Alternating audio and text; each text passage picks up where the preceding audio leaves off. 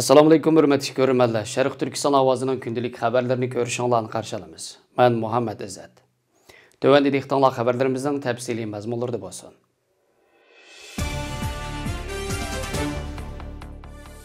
4 avgust kuni Amerika tekshirish xabar to'ri bekitining xabar qilishicha, Amerikadagi dаңlıq ilmiy jurnal nashr qiluvchisi Velining 8 tahririy Xitoy tadqiqotchilarining boshqa millatlarga oid nurg'un gen tadqiqoti maqolalarini e'lon qilganlik uchun birlikda istifa bergan. Bu talash tortishdagi maqolalar bo'lsa, Uyg'urlar, Tibetliklar, Mo'ng'ullar va Xitoydagi boshqa millatlarning gen tadqiqotiga chetildigan.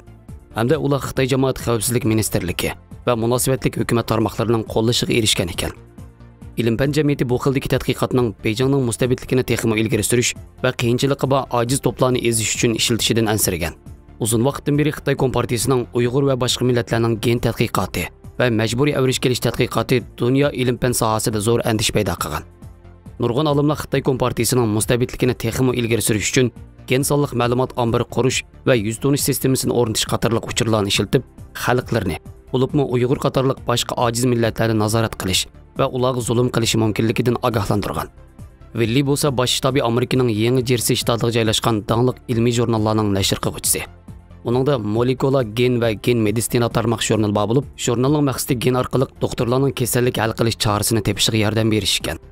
Dokladda bayqilishicha 2019-yildan boshlab bu jurnal Xitoy Kompartiyasining avtorlarining bir qism gen maqolalarini e'lon qilishga boshlagan bo'lib, Xitoy soqchilari bilan quyuq hamkorlashib gen to'plashni o'z ichiga olgan ekan. Shundaqla bu qilmishi xalqaro sahnada zo'r talash-tartishlarni keltirib chiqargan. E'lon qilingan maqolalarning birida Sharq Turkiston Uyg'urlari va Mo'ng'ul millatining geni tahlil qilinib, Xitoylar bilan boshqa millatlarning irsiyat farqini tafsili selishtirgan. Dokladda yana bir qancha maqolada Xitoy soqchilari va munosabatli hukumat organlari, Tibet jamoat xavfsizlik idorasi qatorliq o'rinlarni hamkorlashuvchilar qatoriga kirgizgan. Biologiyalik uchur mutaxassisi va faoliyatchi professor Yevis Morov barliq ilm-fan nashriyatchilarini Xitoy bexatarlik organlari mablag' solgan olimlar yozgan osonlik millat geni to'g'risidagi maqolalarni qaytarib olishga chaqirdi.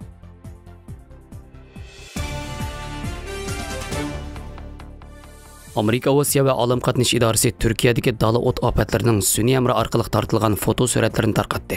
Suratlar Turkiya butun kuchi bilan elishayotgan dala o't ofatlarining qanchalik cho'ng ekanligini ko'rsatib bergan.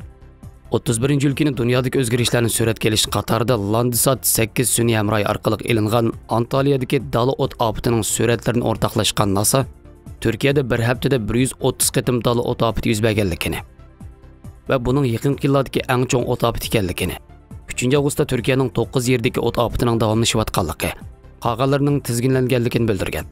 Yevropa va O'rta Sharqning qattiq issiqqa duch kelganligini bildirgan NASA, Rossiyadagi cho'ng o't ofatlarining yuz berishga boshlanganligini ta'kidladi. Cumhur raisi Rajab Tayyip Erdo'g'an tunugun kechda bir xususiy televiziya kanalining maxsus suhbat programmasida qatnashib, kun tartibidagi masalalarga aloqador savollarga javob berdi. O Turkiyaning ba'zi rayonlarida davomlashayotgan dala o't ofatlari haqida to'xtalib, bir tarafda o't o'chirish xizmatlari davomlashayotgan bo'lsa, yana bir tarafda ziyonni aniqlash xizmatlarining ishlanayotganligini bildirdi. O't ketgan barliq joylarda 5,5 milliard tüp ko'chatning qandoq tikilgan bo'lsa, kuyib ketgan daraxtlarning kunlar ichidan qaytadan barpo bo'lgan kunlarni hammaning birlikda ko'rdiganligini qayd qilgan.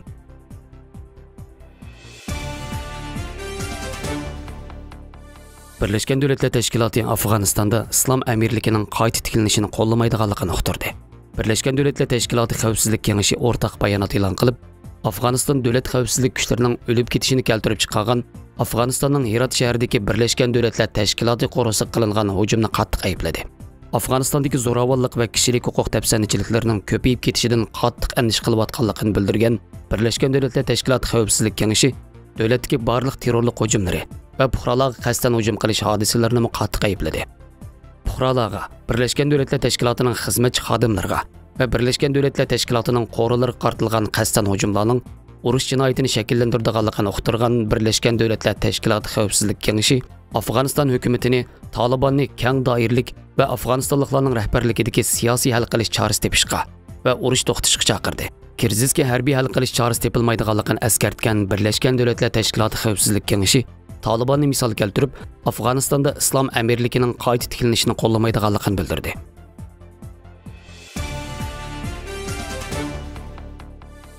Uyg'urlar naqshi musiqaga herisman xalq bo'lib, Sharq Turkistonning uzoq asrlik ma'naviy madaniyatini jo'lalantirishda sho'x, qizg'in, shonliq naqsh usul madaniyati bilan alohida diqqatga sazovor bo'lib kelgan. Uyg'ur xalq naqshlari mazmun, ahang, kuy, melodiya jihatdagi o'zgachiliklar bilan Uyg'urlarning naqsh usul madaniyatiga ul hozirlab, Uyg'urlarning milliy ovoz tusi, o'rinda san'ati bo'yicha aytish mahoratiga asos solgan. Oldingi asrning 80-yillarga kelganda Uyg'urlarning an'anaviy yo'sinda naqsh etish uslubi asosida mayli xalq naqshlari va yoki ijodiy naqshlar bo'lsin, xalq o'rtaq huzur ola oladigan naqsh etish umumlashgan. Xalq naqshlari xalq tarafidan ijod qilingan bo'lib, uningda xalqning o'rtaq turmush aks ettirilgan. Ayni davrdagi xalqning baxt saodatga, sof muhabbatga bo'lgan intilishlarini yiqimliq til, lirik ahang bilan ifodalab kelgan. Ommabop naqshlar bo'lsa shu davrda paydo bo'lgan va yoki shu davrning orq ko'rinishini ifodalab bergan. Shu davrning modasiga aylangan. Ma'lum mezgil ichida eng tez, keng doirada tarqaladigan davr xarakterdagi ifodalab berilgan naqshlarga berilgan nom atilishi. She'riy til naqshlarning jalb qilish iqtidorini oshirishdagi asosiy omil. Xalq naqshlari she'riy til jihatda xalq eg'iz tili bo'lish bilan o'rindash uslubi. Milliy alaydilikning aks ettirilishi jihatda ommabop naqshlardan ustun turdi. Ommabop naqshlar bo'lsa tekst jihatda tarixning tanlash, shallishiga uchraydi. Xalq naqshlari 12 muqom yoki yerlik muqom va mashrablar asosida paydo bo'lgan. Badiiylik yuqori, melodiyasi go'zal, milliy alaydiligi gavdalangan. Xalqimizning yoqtirib anglishiga muyassar bo'lgan.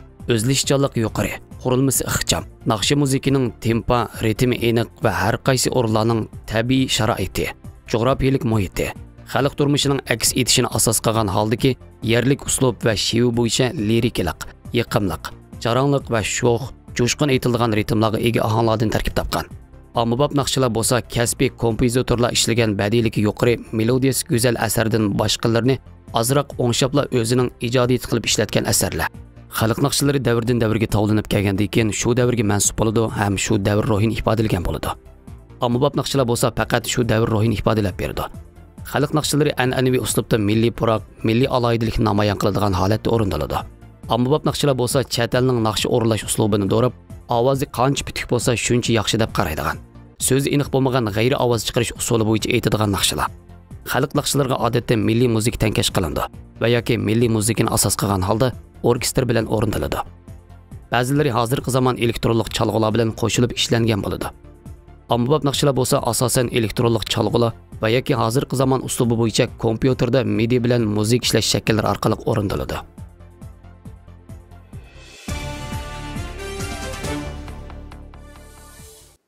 Xabarlarimizni ko'ngilingizga rahmat. Ko'rishguncha omon bo'linglar. Xayr xo'sh, Allohga omonat.